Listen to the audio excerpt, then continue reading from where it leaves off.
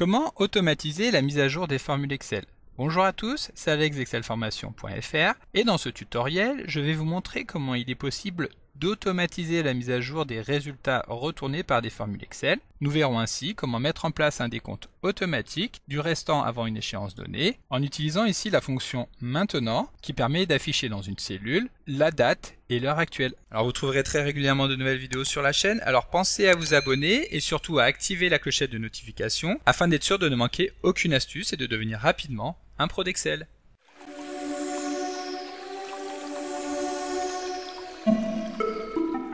Comme d'habitude, si vous voulez être sûr de bien comprendre tout ce que nous allons voir dans cette vidéo, vous pouvez télécharger le support de ce tutoriel ainsi que son corrigé en suivant le lien disponible dans la description de la vidéo, ce qui vous permettra de réaliser les opérations en même temps que moi pour bien comprendre tout ce que nous allons voir dans cette vidéo. Alors comme nous venons de le voir dans l'introduction de ce tutoriel, je vais vous montrer comment automatiser la mise à jour des formules d'une feuille de calcul de manière régulière en suivant un intervalle donné. Pour illustrer ce tutoriel, nous allons repartir du fichier de travail créé précédemment dans le cours sur la création d'un décompte du temps séparant deux dates. Nous avions alors vu que si nous voulions modifier automatiquement la valeur de ce décompte, afin de tenir compte du temps qui passe, il était nécessaire de mettre en place une macro-commande en VBA, ce qui évite d'avoir à appuyer systématiquement sur la touche F9 pour actualiser les données. Ici, la macro que nous allons mettre en place est très simple, mais si vous souhaitez aller plus loin dans la découverte de ce langage, qui permet de décupler les possibilités offertes par Excel et les autres applications de la suite Office, vous trouverez dans la description de la vidéo le lien vers mon livre consacré à l'apprentissage de VBA, en sachant que celui-ci ne nécessite aucune notion préalable de développement. Pour commencer, nous allons tout d'abord devoir lancer l'éditeur de code VBE, VBE qui signifie Visual Basic Editor et qui est l'éditeur de code intégré dans les différentes applications de la suite Office qui permet de développer des macro-commandes en VBA. Pour lancer VBE, il existe plusieurs méthodes. La plus rapide consiste à utiliser le raccourci clavier Alt et F11. VBE s'ouvre alors et nous allons commencer par insérer un nouveau module dans le projet en sachant qu'un module est une feuille de saisie de code dans laquelle nous allons pouvoir saisir nos macros et fonctions. Pour insérer un nouveau module, nous nous rendons dans le menu Insertion afin de cliquer sur Module. Une fois que le module est inséré, nous allons pouvoir créer la macro-commande en saisissant le mot-clé Sub suivi du nom que nous souhaitons donner à la fonction. Ici, nous allons l'appeler tout simplement décompte automatique. Une fois que nous avons saisi le nom, nous appuyons sur la touche Entrée. Excel va donc créer la macro en insérant notamment la ligne EndSub qui vient marquer la fin de celle-ci et donc tout ce que nous allons saisir entre ces deux lignes de code sera exécuté à chaque fois que nous lancerons la macro. Ensuite, la seule chose que nous allons demander pour le moment à la macro va être d'actualiser le résultat retourné par la fonction maintenant que nous avions utilisé dans notre fichier. Pour cela, il suffit tout simplement d'insérer la commande application.calculate, c'est-à-dire calculer la feuille de calcul.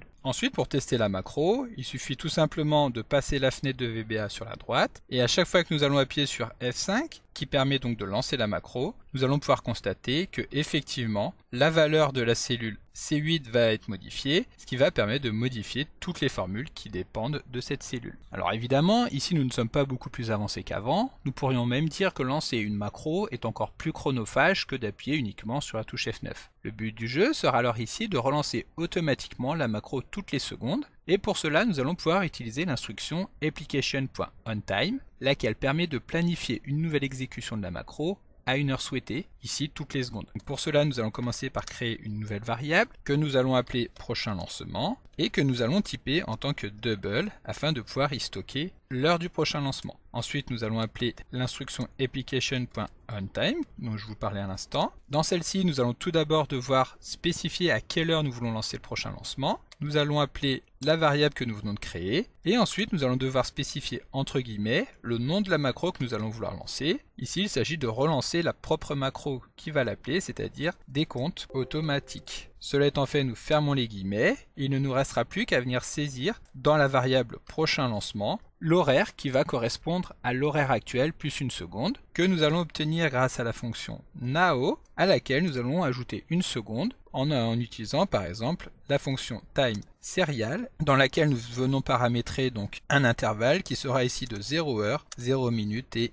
1 seconde. Donc ici nous n'oublions pas le égal. Et voilà, notre macro est maintenant terminée. Il y a juste une petite erreur ici à corriger. Et lorsque nous allons la lancer en appuyant sur F5, nous allons pouvoir constater que effectivement toutes les secondes, le décompte va se mettre à jour. Voilà, donc maintenant nous allons créer une autre macro qui va nous permettre cette fois-ci d'arrêter le décompte. Pour cela, nous allons tout simplement faire ressortir la variable que nous avons déclarée ici, que nous allons plutôt déclarer à l'extérieur de la macro, ce qui permettra d'y avoir accès sur l'ensemble des macros du projet. Et donc nous allons de cette manière pouvoir créer une nouvelle macro que nous allons appeler arrêter décompte, dans laquelle nous allons stopper le décompte. En appelant une fois encore application.onTime, nous allons vouloir revenir donc sur le décompte que nous avions mis en place grâce à prochain lancement. Ici la procédure est toujours la procédure décompte automatique. L'argument latest_time ne nous intéresse pas. En revanche, l'argument schedule va nous permettre d'annuler le prochain lancement en lui donnant la valeur de false. Voilà, de cette manière, pour être sûr que cette macro se lance automatiquement au démarrage de la feuille de calcul,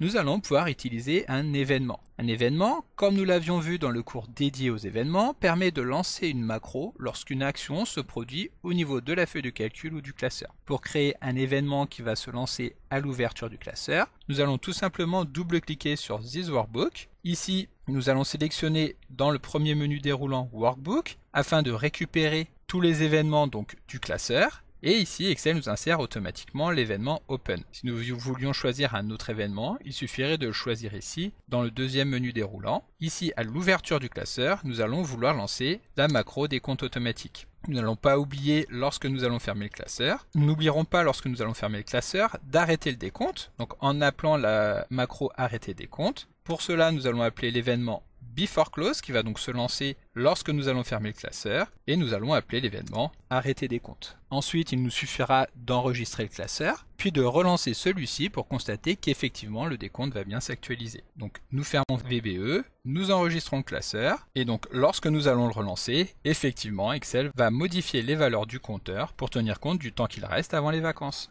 Donc comme d'habitude, vous pouvez télécharger le support de ce cours en suivant le lien que vous trouverez dans la description de la vidéo. Si la vidéo vous a plu, n'oubliez pas de la liker et de la partager à vos collègues et amis sur l'ensemble de vos réseaux sociaux. Et vous pouvez également me laisser vos impressions dans l'espace des commentaires, je lirai chacun d'entre eux et y répondrai avec plaisir. Évidemment, si ce n'est pas encore fait, abonnez-vous à la chaîne pour ne manquer aucune astuce. C'est également très important pour m'aider à gagner en visibilité afin de pouvoir développer la chaîne et continuer de vous proposer des tas de nouvelles vidéos. Merci d'avoir suivi cette vidéo et à très bientôt pour un prochain tuto.